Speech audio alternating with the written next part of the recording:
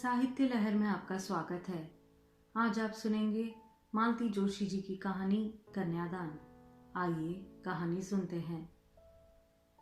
दूध चलने की अजीब सी गंध पाकर मेरा माथा ठनका। मशीन छोड़कर रसोई में झांका तो देखा दूध उफन उफन कर चूल्हे में जा रहा है और सुम्मी का कहीं पता नहीं है। सुम्मी, मैंने चूल्हे में लकड़ी खींचते हुए आवाज दी। जब कोई जवाब नहीं मिला तो मैं अनायास ही बैठक की ओर मुड़ गई। सुम्मी खिड़की के पास खड़ी अपलक सड़क की ओर निहार रही थी। तो यहाँ खड़ी है और उधर दूध। दीदी को शायद फिर कोई देखने आए हैं, उसने मेरी बात अनसुनी करके कहा। अच्छा, अब तो मुझे भी कौतूहल हुआ। देखा दद्दू की आलीशान गाड़ी के साथ एक और भी खूबसूरत कार सड़क पर खड़ी है। योगेश कार के दरवाजे पर सबकी आगवानी कर रहा था और दद्दू सीढ़ियों पर हाथ जोड़े खड़े थे। जब सब लोग साथ वाले मकान में अदृश्य हो गए तो मैं वापस मशीन पर आकर बैठ गई। सुम्मी भी मेरे साथ चली आई, पर अब सिलाई में मन नहीं लग रहा था। लड़का कौन सा था री? वह नीले सूट वाला या हरे स्वेटर वाला? मैंने कहा। तुम भी माँ गजब करती हो। जीजी के लिए वह स्वेटर वाला कैसा लगेगा? सुम्मी ठीक ही कह रही थी।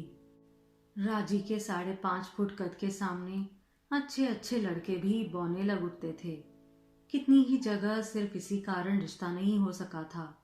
तब से लड़के की ऊंचाई का खास ध्यान रखा जाता था। सोचते सोचते मन उदास हो गया। 2 साल पुरानी वह बात याद आ गई। कितना अच्छा घर था। लड़का इंजीनियर, बाप डिप्टी कमिश्नर। ऊंचाई 5 फुट 10.5 इंच थी। फिर भी राजी के सामने जरा सा लग रहा था और राजी ने मना कर दिया था। दूसरे दिन योगेश घर पर आया था। पहले तो उसने राजी को खूब कोसा था। फिर बोला, चाची जी, इतना अच्छा लड़का हाथ से जाने देना नहीं चाहते पिताजी। उन्होंने कहा है कि सुम्मी के लिए बातचीत कर ली जाए। अभी 2 दिन और वे लोग शहर ही में हैं। देखने दिखाने का कहे तो इंतजाम हो सकता है। मेरे मुंह में तो जैसे पानी भर आया। बड़ी आशा से मैं सुम्मी के पिताजी की ओर देख रही थी, पर उन्होंने बड़ी विद्रूप सी मुस्कुराहट के साथ कहा, योगेश, अपने पिताजी से कहना अपनी बेटी की झूठन यहाँ ना भेजे। सुम्मी का बाप अभी जिंदा है। योगेश अपना सा मुंह लिए लौट गया था। बड़ी शान से कह दिया था कि उसका बाप अभी जिंदा है। बाप ऐसे ही होते हैं। 2 साल में कितने लड़के देखे हैं। दद्दू को देखो, सारा हिंदुस्तान छान मारा है। कहाँ कहाँ से लड़के ढूंढ लाते हैं। पर राजी की कुंडली में पता नहीं कैसा योग है। कहीं उसकी ऊंचाई आड़े आ जाती है तो कहीं डबल एमए की डिग्री। कभी जीजी को घर पसंद नहीं आया, कभी राजी को वर। और दद्दू और योगेश फिर घूमना शुरू कर देते हैं। जब भी वे लोग कोई लड़का नापसंद कर देते तो मेरा मन उस बच्चे की तरह दुखी हो जाता है जो खुद खरीद कर मिठाई खा नहीं सकता, दूसरों की फेंकी हुई उठा नहीं सकता और तरस कर रह जाता है। इन सब बातों को सोच सोच कर आजकल मेरी आंखें अपने आप ही भर आती है और किसी काम पर बैठना कठिन हो जाता है। ये तो दिन भर बाहर रहते हैं। दिन भर इतनी बड़ी लड़की आंखों के सामने रहने पर मेरी छाती में कैसा क्या होता रहता है, इन्हें क्या पता। कहते हैं तुम नाहक फिक्र करती हो। आजकल तो 25 साल से पहले कोई लड़कियों की शादी की बात सोचता भी नहीं है। ठीक है, लेकिन वे लड़कियां क्या दिन भर इस तरह घर में बैठी रहती हैं? लड़की को कॉलेज आप भेज नहीं सकते, खर्च नहीं पूरा पड़ता है।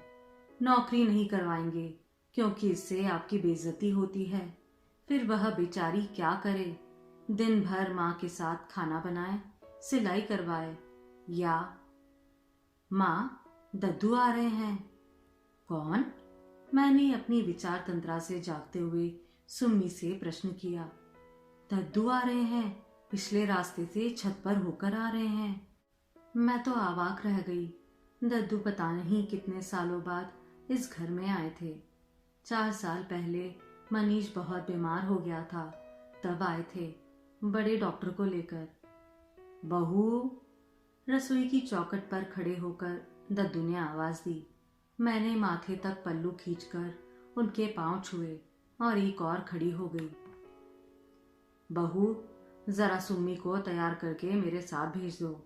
राजी को देखने ढेर सारे मेहमान आ गए हैं। उसकी माँ बाहर मेहमानों के साथ बैठी है। योगेश की बहू रसोई में अकेली है। सुम्मी साथ रहेगी तो थोड़ा सहारा हो जाएगा, उन्होंने कहा। मैंने सुम्मी की ओर देखा। उसकी आंखों में इनकार साफ छलक रहा था। मैंने आंखों ही आंखों में उसे आदेश दिया और वह पैर पटकती हुई तैयार होने चली गई। दद्दू को मैंने एक मोड़ा खींच कर दिया और सुम्मी के पीछे पीछे चली आई, यह सोचकर कि ऐसा न हो कि सिलबिल सी चली जाए और जीजी को उसका रिश्ता बताते हुए शर्म लगे। 4 औरतें बाहर की आई थी। क्या पता घर देखने के बहाने रसोई तक भी कोई आ जाए। सुम्मी तो जैसे भरी बैठी थी। मुझे देखते ही भड़क उठी। उनके सब नौकर चाकर मर गए हैं क्या, जो हमें याद किया गया है? हम नहीं जाएंगे। ऐसे नहीं कहते पगली, वे खुद चलकर बुलाने आए हैं। वैसे ही कोई जरूरत पड़ गई होगी, नहीं तो भला आज तक कभी ऐसा हुआ है? मैंने उसे समझाया। तब बड़े बेमन से उसने अपना संदूक खोला। मैं चुपचाप बाहर निकल आई।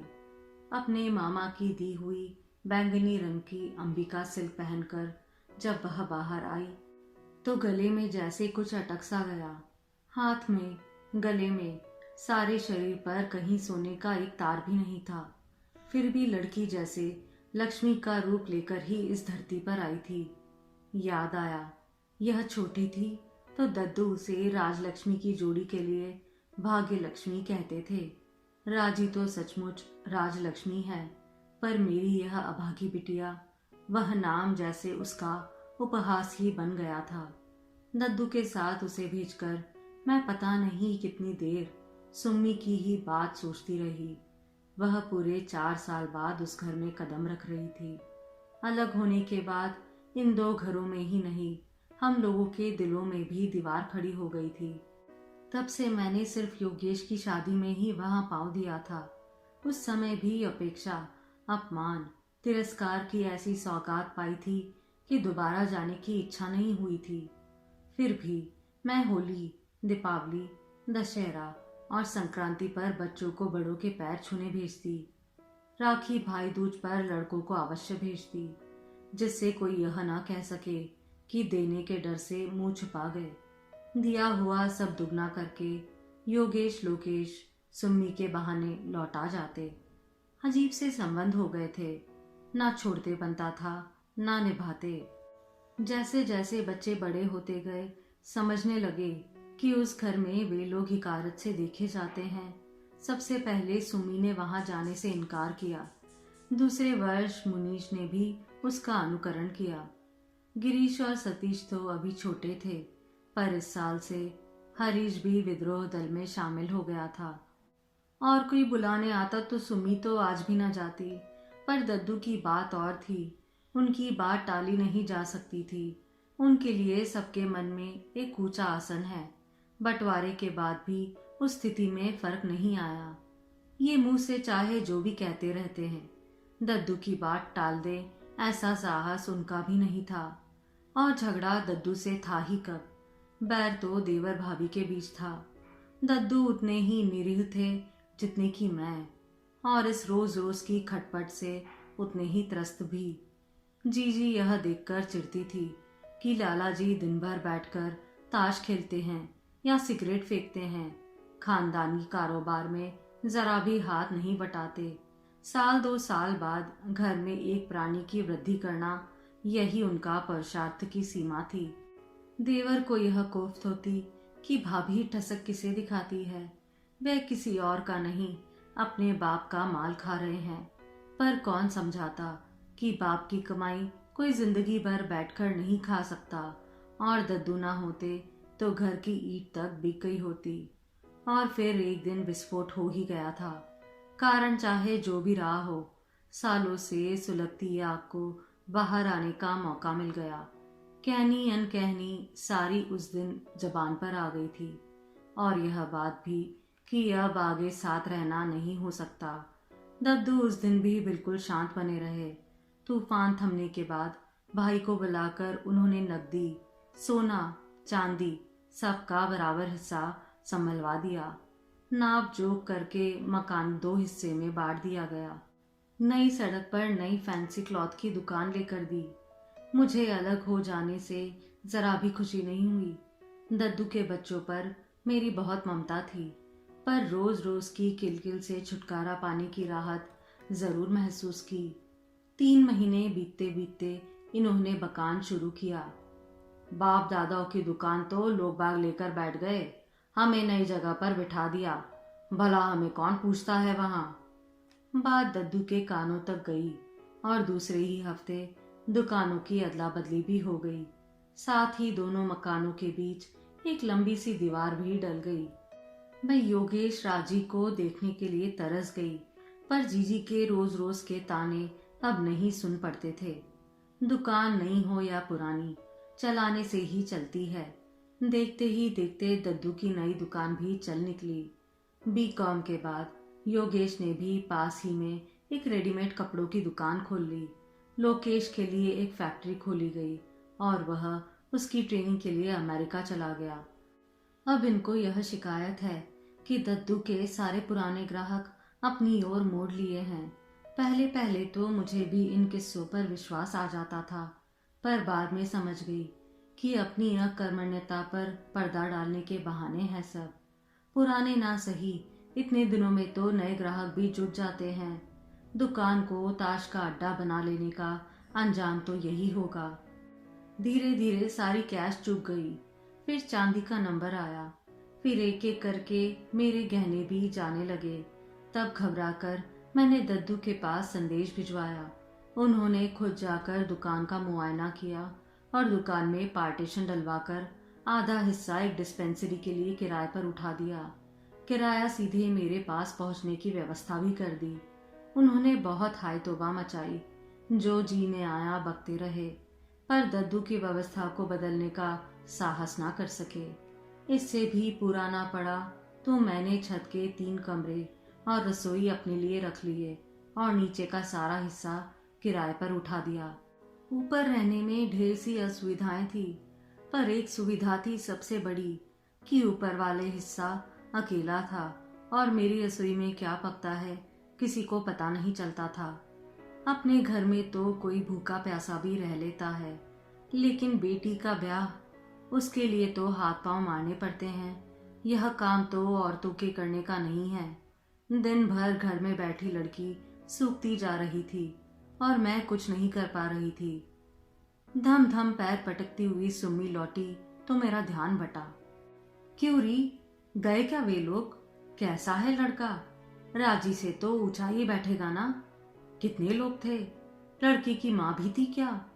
तमाम सवाल मैंने एक साथ पूछ डाले, पर सुमी ने मेरी एक बात का भी जवाब नहीं दिया और भड़ाक से दरवाजा बंद करके साड़ी बदलने चली गई। मुझे अपने ही ऊपर शर्म आई। कैसे कैसे प्रश्न पूछ बैठी मैं। मुझे उसकी भावना का जरा भी ख्याल नहीं आया।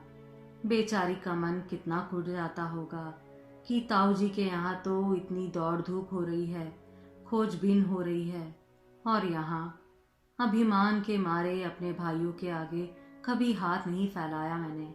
पर अब कल ही लिख दूंगी कि आकर इसे लेवा ले जाएं और जैसे भी हो पार लगा दें। शुक्र है भगवान का कि एक ही लड़की दी, नहीं तो किस किस के आगे हाथ पसारती। रात खाना परोसते हुए मैंने बताया, आज फिर राजी को देखने आए थे। वेरी गुड, उन्होंने हंसकर कहा। बाप ने ब्लैक में खूब जमकर कमाया है। अब छोकरी सब हिसाब बराबर कर रही है। 8-10 हजार तो अब तक देखने में ही खर्चे हो गए हैं। शादी तो अभी बाकी है। मुझे बात का यह ढंग अच्छा नहीं लगा। कहा, जब संयोग बनेगा तभी ना शादी होगी। बेचारे कोशिश करने में तो कोई कसर नहीं छोड़ रहे हैं, और मैं हाथ पर हाथ धरे बैठा हूँ। यही कहना चाहती हो ना? इन्होंने यकायक गर्म होते हुए कहा। ठीक तो है, मैं दद्दू की तरह कोई हाई क्लास आदमी नहीं हूँ, रोज रोज इस तरह का आयोजन नहीं कर सकता। तो तुम सोचती हो मुझे कोई फिक्र नहीं है। ठीक है, तुमने मेरे बारे में इससे ज्यादा सोचा ही कब था। और थाली सरका कर उठ खड़े हुए, सुपारी तक बिना खाए बाहर चले गए। मैं बड़ी देर तक वहीं चौकी में सिर थामे बैठी रही। इस तरह के सीन आए दिन होते ही रहते थे और हर बार मेरा मन पहले से अधिक उदास हो जाता। जब भी राजी को कोई देखने आया, मैं इनके कानों में यह बात जरूर डालती। मन में एक आशा सी बनी रहती कि कभी तो इनके अंदर का बाप जागेगा। पर सिवा बड़े भाई को गालियां देने के उनसे कुछ नहीं होता था। बहुत हुआ तो मूड खराब हो जाने का बहाना करके बाहर निकल जाते और आधी आधी रात तक घर नहीं लौटते थे। किसी तरह अपने सोच विचार को परे धकेल मैंने रसोई समेटी और बिस्तर पर आकर पड़ रही। दबी दबी सिसकियों की आवाज सुनकर देखा सुम्मी तकिए में मुंह गाड़कर रो रही है। मैं उठकर उसके पास गई और प्यार से उसके सर पर हाथ फेरते रही। उस छोटे से घर की चार दीवारी में दुख सहते सहते हम लोगों का रिश्ता माँ बेटी का ना रहकर सखियों का सा हो गया था। एक दूसरे की व्यथा हम लोग बिना कहे ही समझने लगती थी। देख लल्ली, मैंने उसे थपकते हुए कहा, तू कुछ दिन के लिए अपने मामा के यहाँ चली जा, और कुछ नहीं तो रोज रोज की चकचक से ही छुटकारा मिल जाएगा। बाहर रहेगी तो उतना ही मन अच्छा रहेगा। हमें कहीं नहीं जाना है, उसने उसी तरह तकिए में मुंह छुपाए कहा। क्यों नहीं जाना? भाभी हर चिट्ठी में तेरे लिए लिख रही है। उन लोगों ने एक दो जगह बात भी की है। माँ, सुमी एकदम उठ बैठी। नाइट लैम्प की रोशनी में उसका तमतमाया चेहरा साफ नजर आ रहा था। माँ, तुम्हें कसम है, जो तुमने किसी से मेरी शादी के लिए कहा, मैं कुंवारी रह जाऊंगी। तुम मेरे लिए चिंता मत करो। लेकिन ऐसा क्या हुआ? क्या है? क्या हुआ है? तुम्हारे लिए तो शायद कुछ भी नहीं हुआ है, उसने अजीब से लहजे में कहा। पर तुम्हें पता है, तुम्हारे इस पागलपन की वजह से आज तुम्हारा, मेरा, हम सबका कितना अपमान हुआ है। क्यों जिस से मेरी शादी की चर्चा करती हो? क्यों कहा था तुमने दीदी से? क्यों कहा था? और देखते ही देखते उसका चेहरा फिर आंसुओं से भीग उठा। मैं तो एकदम जड़ होकर रह गई। मैं राजी से सुम्मी की शादी की चर्चा करूंगी? वह कौन सी पुरखिन हो गई है? लेकिन तभी वह प्रसंग याद आ गया जब राजी से पिछली मुलाकात हुई थी। नवरात्रि में रोज मंदिर जाने का मेरा नियम था। वह शायद अपनी सहेलियों के साथ दर्शन के लिए आई हुई थी। मुझे देखा तो दौड़ी आई और इतने लोगों के बीच मेरे पांव छू लिए। संकोच और ममता से भरकर मैंने तो उसे अपने में भींच लिया। आसपास दूरती हुई आंखों का भान हुआ, तब मैंने धीरे से उसे अपने से अलग किया। अपने दोनों हाथों से मेरे कंधे पकड़कर वह देर तक मुझे देखती रही। क्या बात है चाची, बीमार थी क्या? कितनी दुबली हो रही हो, किसी को दिखाया भी था? देखते ही देखते वह बचपन वाली राजी बन गई थी और मुझे रोना आ रहा था।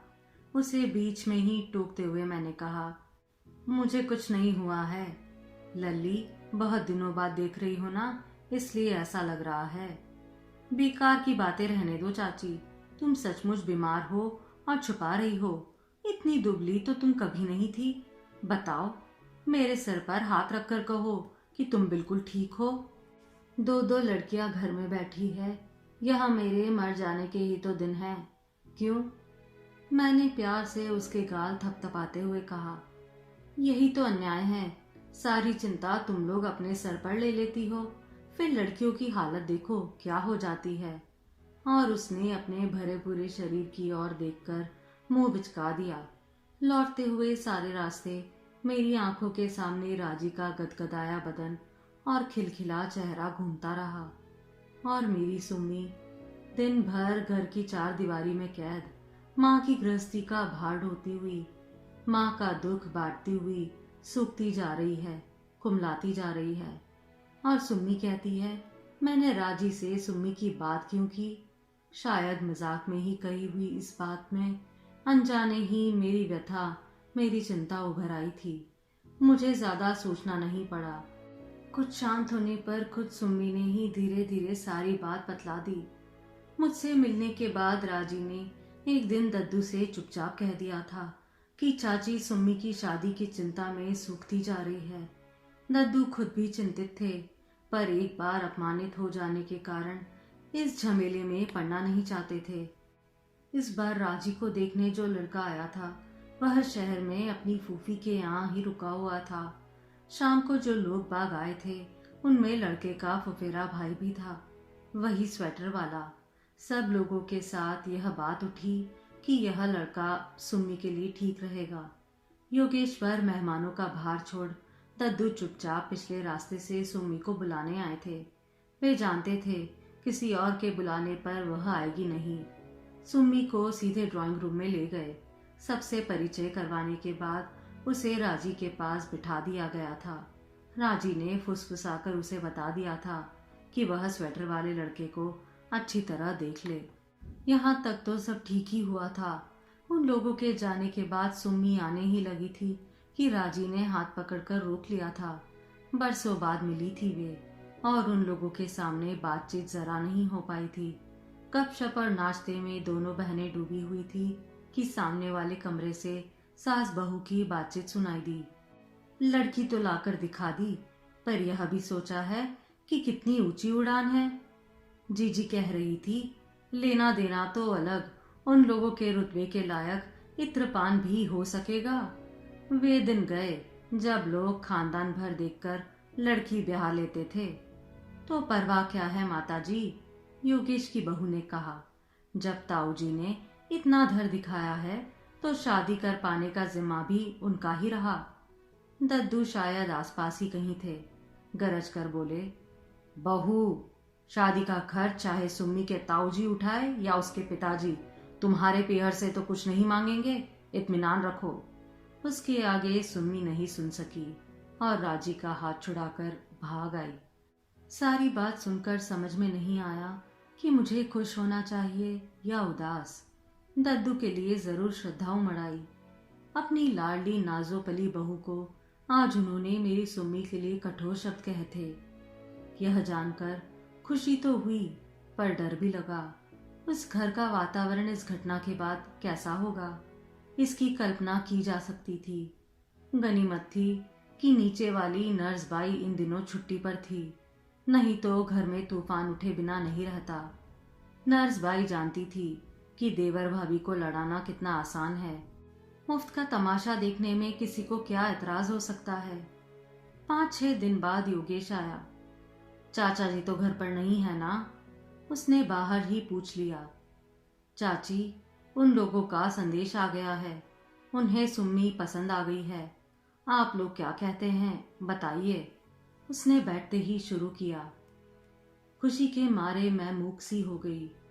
लड़का तो अच्छा है भैया, फिर दद्दू खराब थोड़ी ही देखेंगे।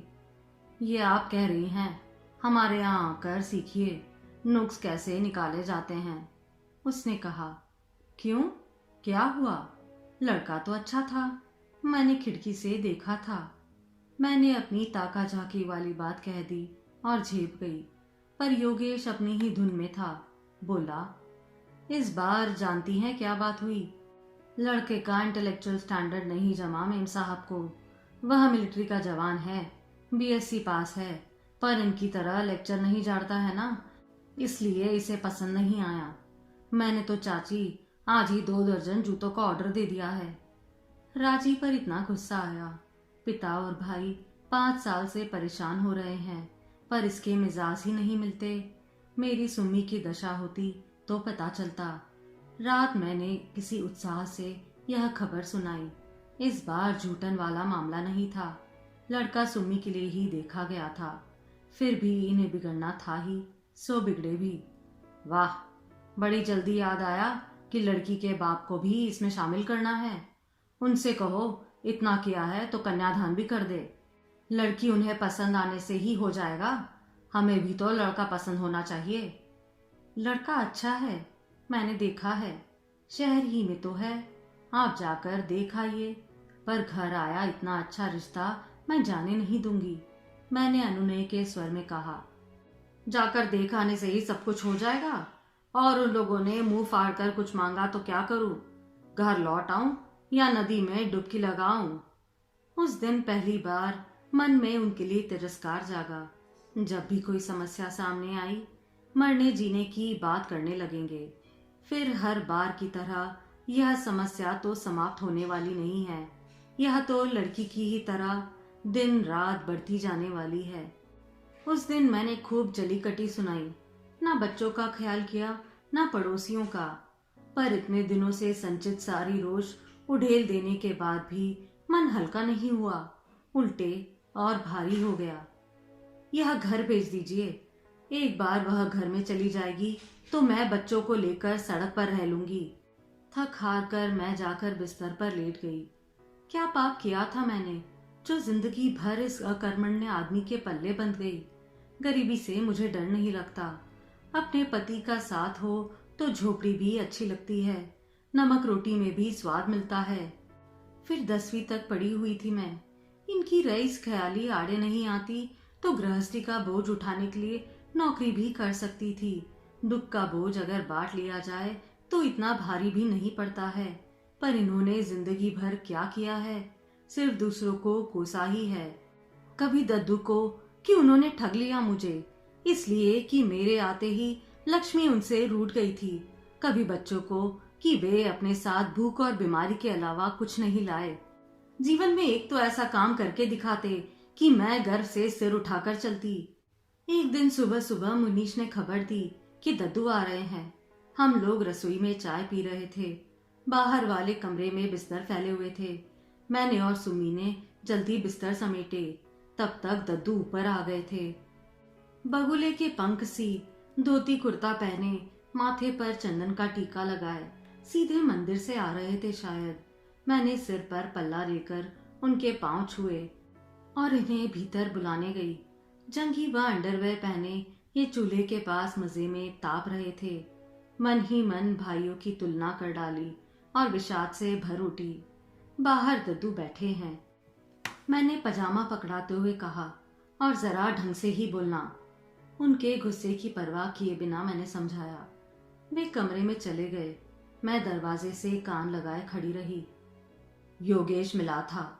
दद्दू ने सवाल किया। जी हाँ। उस रिश्ते के बारे में क्या तय किया तुमने? जी, मैंने योगेश को बता दिया था। लड़का हमें पसंद नहीं है। मैं तो दंग रह गई। इन्होंने बाहर ही बाहर इस तरह जवाब भी दे दिया और मुझे बताया तक नहीं। दुख और क्रोध से मेरा सारा शरीर कांपने लगा। उधर दद्दू ने प्रश्नों की झड़ी लगा रखी थी। किसे पसंद नहीं है? तुम्हें, बहू को या सुमी को? ना पसंद करने जैसा उसमें क्या है? रंग रूप, विद्या, बुद्धि, कुल, गोत्र, किस चीज में तुम्हें दोष नजर आया? जीवन में पहली बार मैंने दद्दू के सामने बोलने का साहस जुटाया। जी, लड़के में तो रत्ती भर भी दोष नहीं है। इतने ऊंचे घर में संबंध करने से संकोच हो रहा था, इसलिए। तो हमारा घर नीचा है? दद्दू गरजे। रही दान दहेज की बात, तो कोई उस दरवाजे तक गया भी है पता लगाने? वे दान दहेज ना भी ले तब भी यह शादी नहीं हो सकती। मेरी इतनी हैसियत नहीं है। बड़ी देर बाद इन्होंने मुंह खोला। तुम अगर सोचते हो कि कोई नारियल सुपारी के साथ तुम्हारी बेटी ब्याह कर ले जाएगा तो भाई, हिंदुस्तान में अभी 50 साल तक यह दिन नहीं आएगा, दद्दू ने कहा। जी, मैं चाहता भी नहीं कंगालों की तरह शादी करना, बस जरा सुविधा जुटा रहा हूँ। तुम जिस तरह सुविधा जुटा रहे हो उसके इंतजार में तो लड़की बूढ़ी हो जाएगी। जुआ, चाहे सरकारी लॉटरी का हो या मटके का, किसी का घर नहीं भरता। मैंने लोगों को रातों रात कंगाल होते देखा है। भावावेश में उनका गला भर आया। वे शायद और भी कुछ कहते, पर इनके तमतमाए चेहरे को देखकर चुप रह गए। पत्नी के सामने इस तरह अपमानित होना उन्हें शायद अच्छा नहीं लगा। खैर, जैसे भी तुम ठीक समझो। बहू, ये पासबुक रखो। ये पैसा सिर्फ सुमी की शादी के लिए ही रख छोड़ा था। यह रिश्ता पसंद नहीं हो तो कोई बात नहीं, दुनिया में और भी लड़के हैं। सिर्फ पैसों की तंगी के कारण लड़की को ज्यादा दिन तक घर में बिठाना ठीक नहीं रहेगा। उन्होंने पासबुक तिपाई पर रखी ही थी कि ये कड़े स्वर में बोले, ये आप ले जाइए। गरीब सही, हम लेकिन भिखारी नहीं हैं। मैं भी कोई महात्मा नहीं हूं जो तुम्हें दान दे रहा हूं। दद्दू ने भी कड़क कर जवाब दिया। गांव का मकान बेचकर जो रुपया हाथ आए थे उसमें से आधा तुम्हारे नाम पर डाल दिए थे। उन पर तो तुम्हारा अधिकार मानते हो या नहीं? आपने तो बतलाया था कि वह मकान अस्पताल के लिए धर्मार्थ दे दिया है, ये बोले। अभी कहा ना कि मैं कोई धर्मात्मा नहीं हूं, व्यापारी आदमी हूं। इतनी बड़ी हवेली यूं ही दान कर दूं, ऐसा संत नहीं हूं मैं। ये बात मुझसे छुपाए रखने की क्या जरूरत थी? इन्होंने खींचकर पूछा, पर दद्दू ने कोई जवाब नहीं दिया। गोद में रखी टोपी सिर पर रखकर सीढ़ियां उतरने लगे और जवाब देने की जरूरत क्या थी? क्या ये स्वयं ही अपने प्रश्न का उत्तर नहीं थे? कांपते हाथों से मैंने पासबुक उठा ली। उसमें रुपया जमा करने की तारीख उसी महीने के अगले माह की थी जिस महीने हम लोगों का बंटवारा हुआ था। आप सुन रहे थे मालती जोशी जी की कहानी कन्यादान।